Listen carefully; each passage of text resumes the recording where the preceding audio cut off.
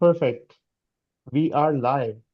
Welcome, everyone. We are starting with a new book today, Practical Work on Self. I have not read this before, so this is going to be my first adventure with this book.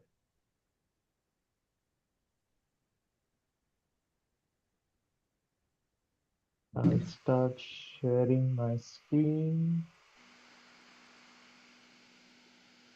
Well, this is chapter one, Awakening the Machine. So, any of you guys want to get us started? Please go ahead. Thank you. Uh, Chapter 1, Awakening the Machine. Are we going to read the preface? Oh, Uh, is this? maybe we should read it at the end of the book. Okay. I think. What do you guys suggest? Maybe it's good to read preface. Preface. No? Right Already. now, you mean? How many pages? Let's see. 1, 2, 3, 4, 5. It's a few pages, so it's not about the length of it. Yeah, we can I definitely read it. yes, I think so. There we go. Let's start with the preface. Okay. Go ahead.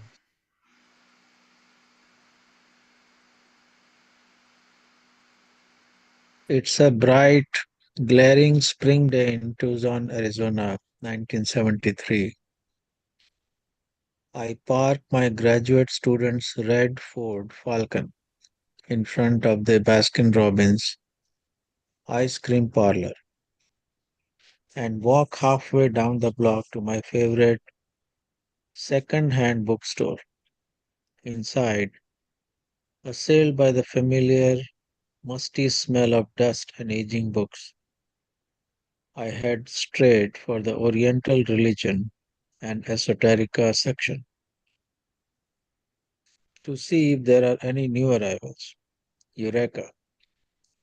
Next to the usual dingy copies of the I Ching dog eared Be Here Now's cast of Alice Bailey books, there is a hardcover copy of The Strange Life of Ivan Osokin. It's a US first edition. I've heard of this book but never read it. I thumbed through the great pages, wondering who cut this loose from what sort of book collection in this southern Arizona university town. Sometime later, sitting over coffee after a family dinner with an acquaintance who works as a technical editor for a large corporation, I listened to two teenagers talking about their deja vu experiences. I find myself holding forth an Ouspensky's fiction and his unique elucidation of the deja vu phenomenon. The teenage boy listens attentively, writes down the name of the novel, which I realize he will have trouble finding anywhere. The parents have no comment, look askance from one of us to the other over the rims of china coffee cups. Okay, pass. As I look back 15 years, the span of one's maybe two generations since my university days, I realize that the culture has already encapsulated that moment of social history and moved swiftly ahead. In the late 80s, atmosphere recurrence of a recurrence or recycling of turn of the century and 20th occult crazes, of which was exposed therapeutic shamanism, fire-walking, brainwave manipulating machines, and, in the words of Dan Millman, celebrity enlightenment manuals, it's difficult to call up the mood and ambience of that time when the search for practical esoteric ideas was a scavenger hunt, an adventure in penetrating the mysterious madness.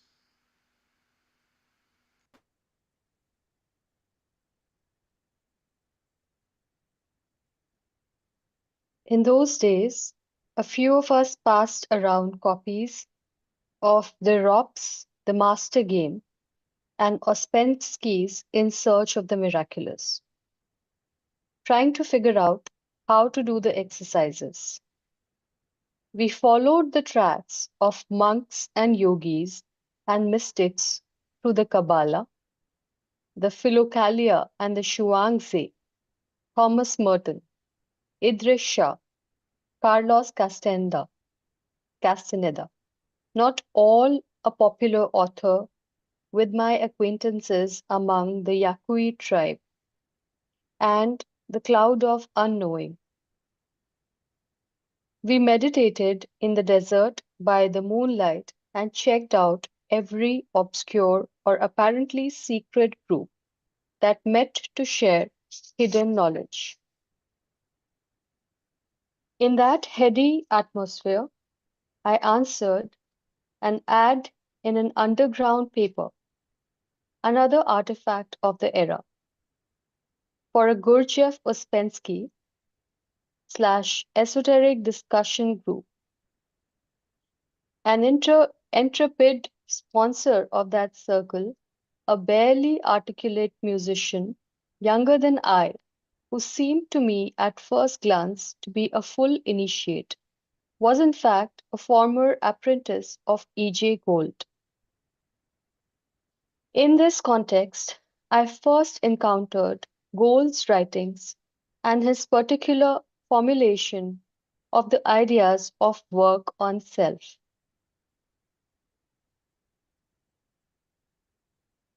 And I pass.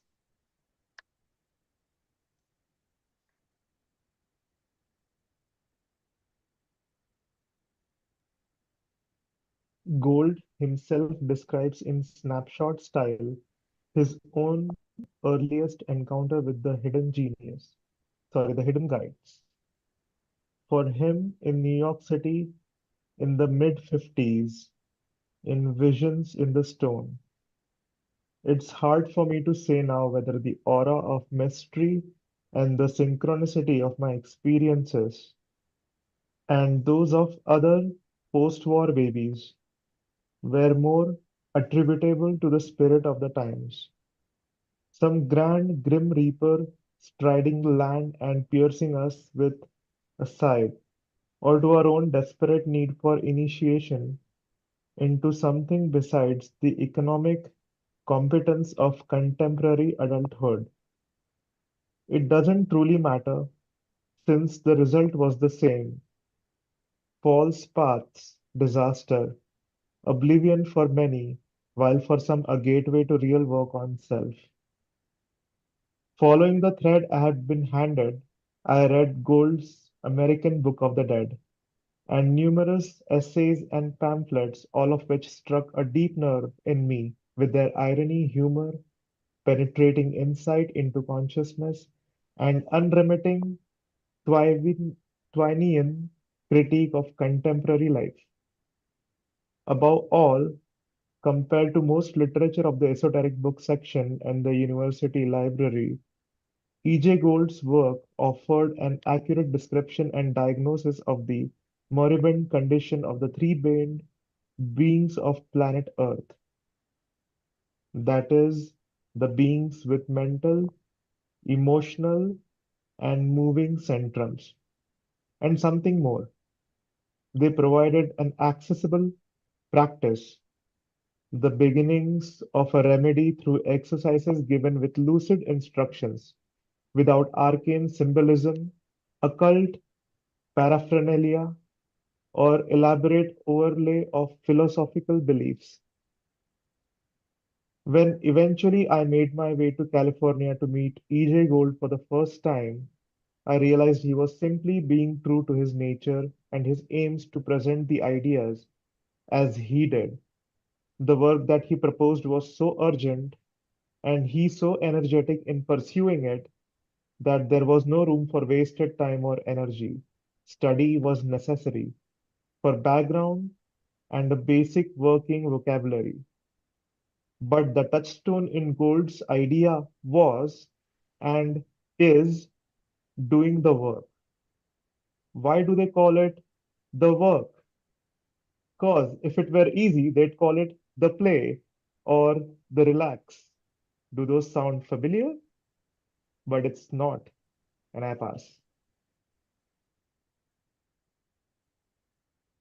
By 1978, after a stint of California life and another era of personal history, I'd need an entire book to describe. I found myself in Tucson again, advertising for a discussion group, this time sponsored by me. For this activity, I began to receive the chapters of a book entitled Work on Self. These chapters were by far the best practical material I had ever seen, since each one presented an exercise to be carried out in everyday life, prefaced with a short and forceful description of what aspect of walking, sleep, and mechanicalness the exercise addressed. Even in that time of burgeoning interest in consciousness expansion and inner work, I never got more than 4 people to do those exercises with me. I could only draw a dozen or so, even for a free seminar or a demonstration of sacred dance movements. Nevertheless, the format was potent for me personally, and it readily lent itself to an ongoing group practice situation. Each week, we would read the new chapter, go over its meaning carefully, then then set our intention to work with the exercise for the coming week. The following week, we would begin the meeting by sharing our experiences and reporting on our results. Often we would decide that the exercise warranted another week of work, and perhaps another. The entire course of the Big 24, as these exercises came to be known in the circles of individuals who put them into practice, could easily stretch to a year or more, rather than the originally proposed 6 months. Okay, we'll pass. Before I got through the chapters, they were bound into a private edition volume, Work on Self, and sold as a complete set. By the mid-80s, after having gone through several printings, this volume, which had proved to be an invaluable work tool, had been revised and its vocabulary aligned with the first 2 books for the author, Labyrinth Trilogy, The Human Biological Machine as a Transformation Apparatus, a series of essays that brilliantly formulate the introductory theories, and Life in the Labyrinth, a tour de force on voyaging beyond the limits of ordinary consciousness.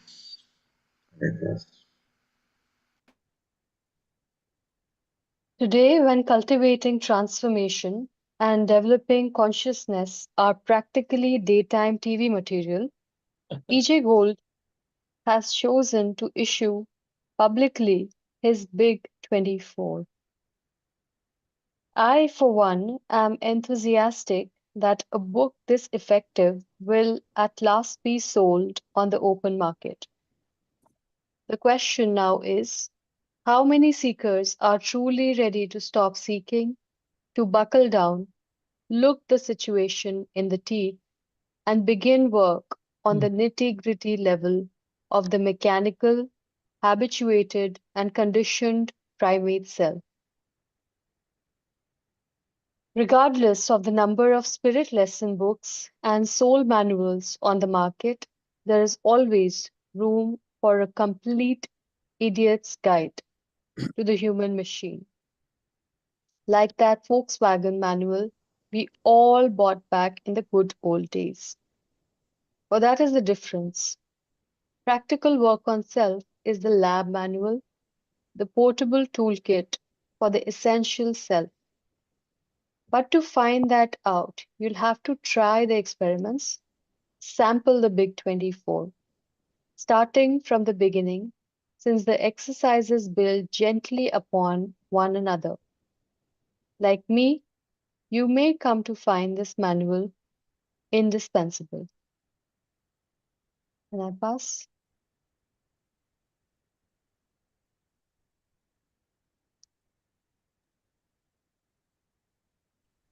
These exercises never grow old, never grow stale, and never lose their potency. In fact, they increase intensity over the years, and it should be regarded as a whole lifetime work. Work on self has never been easy, certainly isn't warm and fuzzy, sweet and frothy, sparkly and beautiful. It will never be everyone's cup of tea or a welcome dose of medicine. However, for those who want to work, this is the way I know works, and there is a deep, essential satisfaction in that. Apart from all the disturbance, the sweat, the uncertainties involved, the more power to you who can use this book. And I wish for you that, like EJ Gould's, your efforts may benefit us all. Ivan Laurie, Senior Editor, Gateways. Mm. Wonderful. Wonderful. Nice. First hand. First hand. Yes.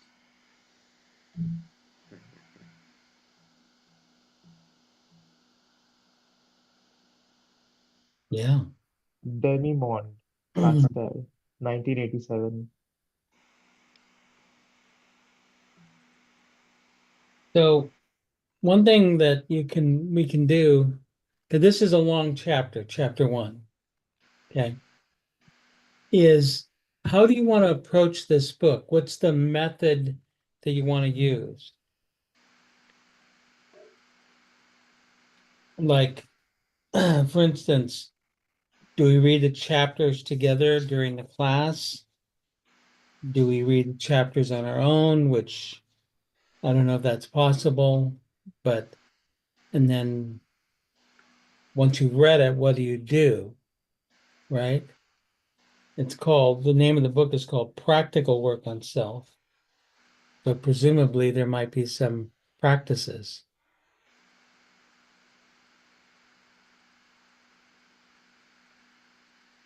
I think every chapter, as in every exercise, should be divided into two as a group. The first part is the reading together as a group, Mm-hmm. and then the second part is the practical aspect of that chapter, and doing the practical aspect as a group and discussing that.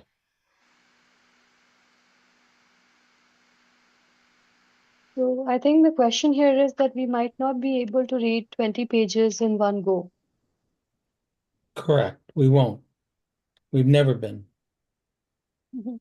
So Yeah, we have a record of reading 4 pages in 1 month for Invocation of Presence. Yeah. Which is fine. I mean, that's fine. It's just Yes, just the pace that it goes. Yeah. so the format that we selected was to read the chapter individually, and then then you come to class and you study the chapter together. You go, well, I don't know what he meant by that, and I'm not sure if I understand what the exercise is. But so in the first class relating to that chapter, you conclude, I understand it, and here's how I'm going to do the exercise. Does that make sense? Yes. Yes. Okay. So that requires a little more homework, right? Yeah. Which means Yes. we're supposed to read the chapter this coming week, all pages of it, take notes, circle things, and say, back to the school days. I am already back to school, so I'm That's already right, halfway there. buddy. So then we study. So you read it on your own, but then we digest it together as a group. Maybe that's a better way of putting it. Okay. And we digest it together as a group. And then at the conclusion of that meal together, everyone is supposed to declare, here's how I'm going to do the practice. Here's what I think the practice is, and here's how I'm going to do it. Then you spend the next week doing that. Does that make sense? Yes. Yes. I like the idea of committing what you're going to be doing in the group ahead of you doing it. So you have the momentum of the group to help You you bet. You bet. along. So I like that idea. how long would this process take? It doesn't matter. Well, I'm basically proposing 2 weeks per chapter, right? Well, you said that this first chapter is a big one, and there is the reading aspect of it, and then the doing aspect of it. So I don't think we'll be able to get the first like every chapter in 2 weeks. I think it'll probably take a little more than that. How long is the first chapter? 10 pages? Yeah, front 20 and back. pages. 20 pages. 20. Yeah. 10 pages, 20 pages. 20 pages. Okay. 20 pages, 10 front and back. Yeah. So I don't know if people are able to read 20 full pages in a week. I mean, this is not like a technical novel or a technical work. But so this week it would be you read the 20 pages because we're just starting. You read it during the week. Yeah. There's like, I don't know how many days in a week these days, but there used to be like You know, 7. one thing that I noticed about reading EJ's books is that even though the material may be very serious or heavily technical, he has a way of saying things that makes me entertained as I read through it. So it's never Good. boring when I read it. It's always like it has that humor in it and the entertainment factor as well. Somehow I'm like very pumped up when I'm reading Yeah, he's these a good pages. writer. He's light and he tries to make it accessible for us, right? Yes. So then that means that this particular week you would read 20 pages and then you come to the class next week if you come, because after reading it, you may decide not to come. And then you come to the class and you say, gosh, what did he mean by this? I'm not sure. But here's what I think the exercise is. Then there's a discussion. It says, I'm going to do the exercise in this manner.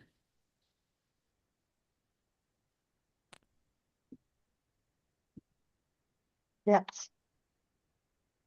So are we in agreement as a group? Yes? Sounds great to me. That means that we are Yeah. never going to read the book. Okay, so that means 21 days. 21 days 21 days.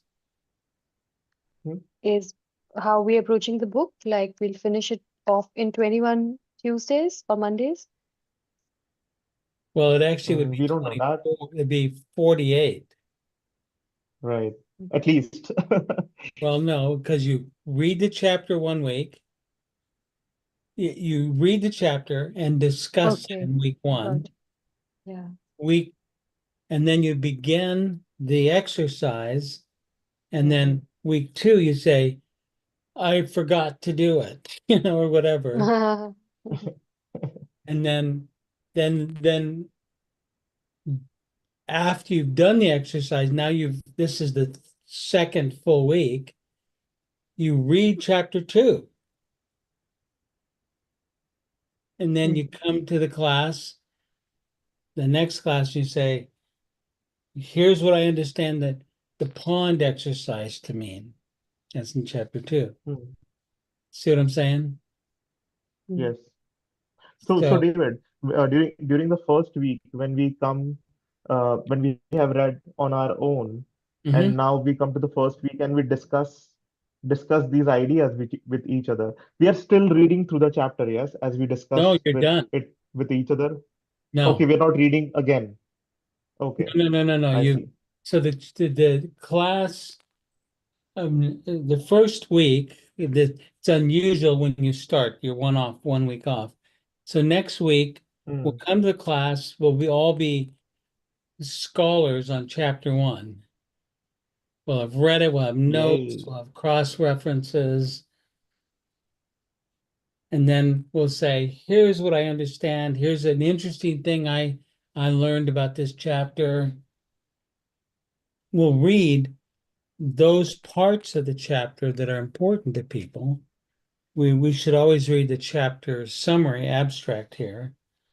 But then, so the recording won't have the reading. It'll have the discussion about having read the chapter. That makes sense to me.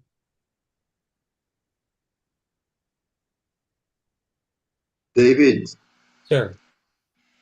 in the past, uh, how this was dealt with you, the originals, let's say, the historicals, in that way, as you're proposing, That's how we did it. Yeah. okay? And it went well. I don't know. Yeah, it went well. I'm not sure what you mean by well, but No, I mean, it functioned. It it functioned. worked. It worked. Worked. It That's worked. Okay. exactly. Okay. That's a good. Yeah. That's good. Okay. What I mean, maybe it You hasn't know, been done before, but you say that it has been done before. So We've there done is it a. in this manner 10 times. Okay, that's enough. That's enough for me. Okay. say no more. Yeah.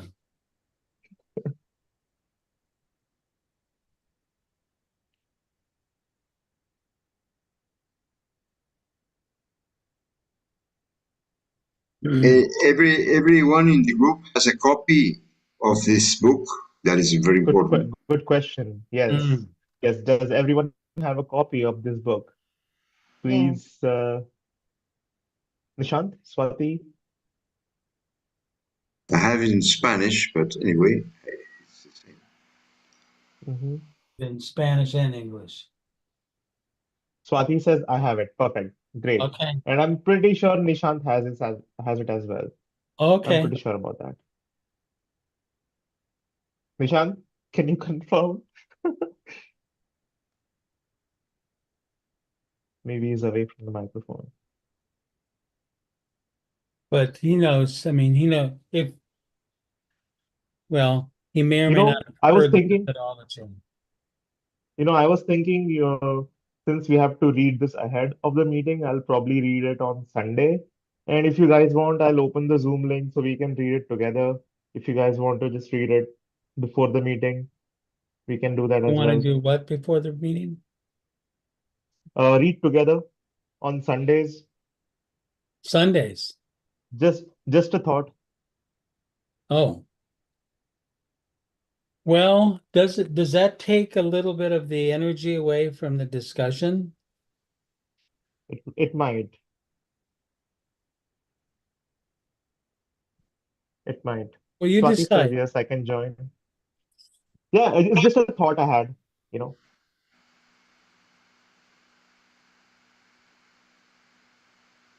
So week one is a discussion of the chapter that you've already read. That'll start Mhm. next week. Yeah. So it looks like the way it's set up, we can't do anything today. That's what it sounds to me. Well, yeah, I mean, we're discussing what to do. Right, right. Other than set it up for the next couple of weeks. Yes, correct. We read the preface. Yeah, Mhm. I like the way Ivan described his search at the time when he was going through the Masters game, Yeah, and then the Strange Life of Ivan Osokin. I was like, I read that book. Yeah, I read that. I went to the same series of books that he was describing. So I was like, yes, yes, yes.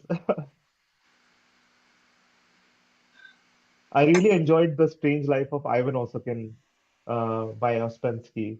hmm That I highly recommend that to any of you guys who wants to have fun and learn something along the ride.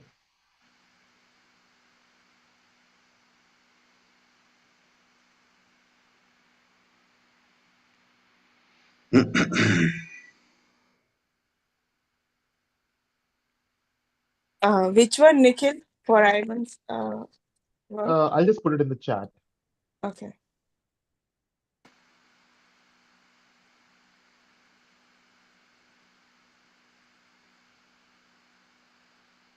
I think P.D. Ouspensky was Gurdjieff's uh, apprentice, if I'm not wrong. He yeah. was. Yeah.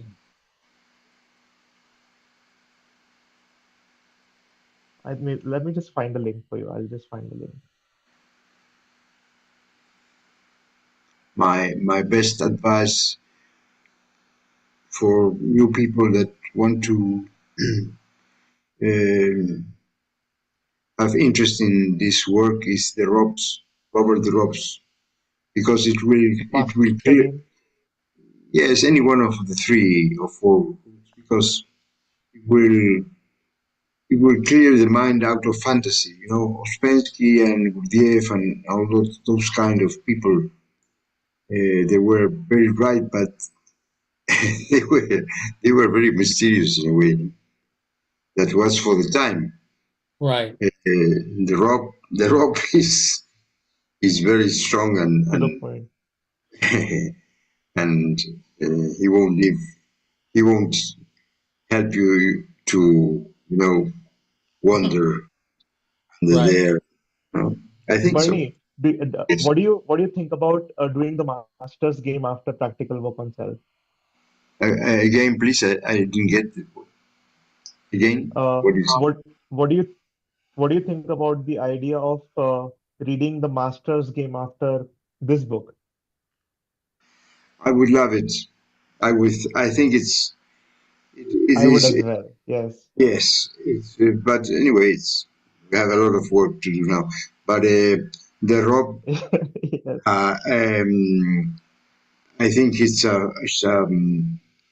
cold bucket of water that is necessary for us because I myself, I read, of course, when I was 20 or more, Pensky and Gurdjieff, and I became a fanatical, I'm from the elites and all that bullshit. And I realized that while studying those guys and reading these guys, I become obsessed, fanatical, and very tough with people. Mm. I am the owner of truth. You're nothing. I have the big word. Oh, right. So then Yeah. then I had to realize Jay when he says we are fish, all fish of the same pond, no? That's right. We are the Redskins. I am considering Nikhil, and I would like to hear the opinion of David, who is historical on these matters, at least the possibility of those of us who would like to during the week find ourselves and read between ourselves a chapter before the meeting. Mhm. Maybe that could be a possibility, no? It could be a what? Possibility. I don't know. But you said it would take the energy out of the meeting, so I am considering that possibility. If that's what people want to do, just go for it. Yeah, I thought that I'll probably, since this is a Monday evening meeting, the best day for me to read it would be Sunday, Sunday afternoon, Sunday evening, whatever. Uh, so if we have other people interested and have it doesn't have to be every week. Maybe it's not a hard and fast thing as this meeting, but maybe we can just come together as a group and read it, and then next day, so it's fresh from the previous day, we can uh, discuss through these ideas. How much time would it take to read the chapter? How much time do you think? We can do it in 1 hour? How long did it take to read the preface? I think it took around 20 minutes, 25 minutes to I read think it. it'll take more than an hour, Bernie. Yes. Preface is I one. think some chapters will probably take more than an hour, but I'm guessing most of these chapters will be done in 20 minutes. Yeah, many of the chapters are much shorter, but the discussion. So this chapter happens to be the longest one in the book, Right. and so I think Well, it'll take Well, you a good hour if you read yes. consistently. mhm. And the advantage of that So is that maybe it's in the recording. yes. Uh, So maybe we can read it without going live. So maybe we can just meet 24 hours before Sunday, 7 p.m. Pacific, and read it, and then in 24 hours we come back to Monday meetings and then discuss it, which is like the official thing. If that works, I mean, we can change the format. Uh, for me, Sundays are very busy and packed with a lot of other things. And I do think that it might be putting in a little energy individually into each chapter by reading it on our own. So Hmm. would like to I would like to read the chapter by myself and then But come. yes, I I think agree. Yes, yes, yeah, I think because perhaps the it's best way to do is just read it by yourself and then follow the discussion and the practical aspect of the exercise. 2 weeks per exercise. We can be flexible with it and we'll just go with the flow. Uh, yeah. yes, because I am thinking now a second thought that it would be that during the week we leave all the reading for that Sunday, and then we don't have time, and blah, blah, blah, blah.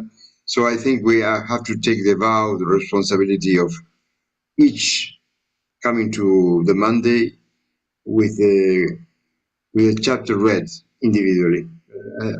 I think Yes. it's more, yes, at Well, least my, we are all here to study the work, and this is as practical as it can get. So, So this is actually yes, practical work on self. yes. Exactly. You read it, you heard it here for the first time, folks. Yeah, so yeah, maybe we can just stop early this week since we can just begin next week. Let's just read the chapter by ourselves. Let's commit to reading these chapters. I have a PDF, so I think I'll just print it every week, and I like the idea of making notes that will just make it easy for me to discuss with you guys. So I think I'll come up with some process for myself. I'll suggest you guys do something similar for yourself as well. But yeah, I have a hard copy let's meet. and I'm You have a very hard happy. copy. Okay. Perfect, perfect, perfect. Bernie, I read Master All Game right. early on. It was one of the first books in the world of really fourth way type material that I had read. But in the, if I remember correctly, and I'm not sure if I even have a copy anymore, but in the appendix, he starts talking about other means of work. And I think he mentions the Philokalia and the Jesus prayer. And I was led into that direction pretty heavily for a few years. So it was for me, it was a very enlightening book. It helped a great deal. Yes. Yeah, it's very, very You worth know, it. I started reading the Master's Game last year, and I quickly realized very early on in the book that I have to read this book very slowly, and I just slowed the pace down, and I'm still in the earlier sections of the Good, book. good, Yes, good, good, good, good. it is very that book is very heavily packed with information per paragraph, and it needs a lot of patience on my side to read that book and to follow along, to be honest, because I realize sometimes that I have a difficult time. I'm now always going back 2 pages just to see, oh, I don't understand. I have to go back. It's that kind of book. Right. All right, folks. So let's meet next week. Okay. Yes, same time. Let's read the chapter by ourselves and let's see how it goes. I'm excited. Nikhil, just to, I might be digressing a little bit here, but it just came as a thought that, we have these Purpose of Birth and Death by Tavariaji readings on Sundays at 5 p.m. That might be very early for you, but knowing the kind of person you are, and I would recommend that book for you. I know Bernie just said that there's no point in reading, but when I'm reading this book, there are so many parallels and revelations um, happening along with EJ's work. So I'm able to connect dots, Mm. taking from there and joining here. And it's a lot of technical knowledge, and I thought you'd enjoy it. So if you've not Oh, yeah. read it, Oh, hmm, if you've not I read have it, not read it. Yeah. No. I would really recommend that you do at your own pace. Yeah. What Yeah. book? Thank you for recommending that. I do have that book, but I have not Uh, read it yet. so What book, Bernie, When will it Alka? it's start? What? Bernie, this is not by EJ. This is a book by one of our Indian teachers, Sri Tavariaji. He started the school of three-step rhythmic breathing, which was based on the universal energy patterns and flow and how the cosmic breath should actually be. So Oh, there's a book by him called Purpose of Birth and Death, and that book has technical diagrams of brains functioning in the spiritual sense, also of diseases, also of the cosmology, the eight universes of Bhu, Swaha, and the Mahakal in between. So it's a very, very technical book about what happens after death, what happens through the evolution phases, how the memory and sanskars are stored in the super micro recording monitors after the death happens. So it's a very technical and informative work. Uh, okay. Thank you. Yes, yeah. I I've put put the my So link in the attention. chat. Yeah, I've Yes. put the link in the chat, and that book is freely available on their website. Purpose of You death. can download it as well. So so Alka, one. I don't see Mhm. those links to the reading one. I was wondering, like after the December thing, like Shibir, I Mhm. was just wondering like why we don't get those on like those links, right? Reading links with Swati, are Raja. you on the Delhi group? Are you on the Yeah, Delhi I space? am in all the groups. I keep checking almost every day, and I'm like, where all those readings are? Like, I don't see No, them. no. The Delhi Sunday readings happen irrespective of whether Rajan is able to join or not. Can you Um, share that link by any chance, Alka? I would be really yeah, sure, I'll share it, but it is shared every Sunday. But I'll still share it with you once. or try to add me on the group if I'm not there. By I'll that way, just check, maybe I yes. might be missing that group, I'm not Sure, sure. I'll just add you, yes. Thank you so much, Alka. That's great. Okay, No, I thank don't you. see you on the group, Swati. Okay, please add me. Yeah. Good. Good. So just for an example, I'll give you an example. Sure. Claude talks about the did that code, the 0101, the binary code, Yeah. and he has an entire website dedicated to it. In the last reading, Tavaria G's book was talking about various sections of the brain, and he said that if you read closely, the brain is filled with patterns of 01010101, which means that the information and energy stored is actually making us, and that's how uh, we are connected to the higher levels of energy because we are made of that. So it's easy for us to communicate. And how a computer works, right? Again, founded on the same uh, 0101 principle. So I thought Nikhil might find it very interesting and he might want to explore it a little more deeply. I'm able to take out of it as much as I'm able to, but yeah. Yeah. Thank you for pointing that out. I do have that book and yeah, I've not read it. So yeah, we'll definitely do. Thanks. Yeah, so it's a very good study of like the what is chitta, what is the frontal brain, how it Mm. refines memory. It starts from the lower cortex and then it goes to the midbrain, and then the impressions finally collect at the frontal brain where the information is screened through the lens of past memories, which is the chitta, and that's how our understanding of a particular signal that comes to us is formulated. Uh, Hmm. Okay, Thank you. thank you. Yeah. okay, awesome. Thank you so much. Well, Thank you guys. good Thank Thank you, you so night. everybody. much. Good night. Bye bye. Thank you, David.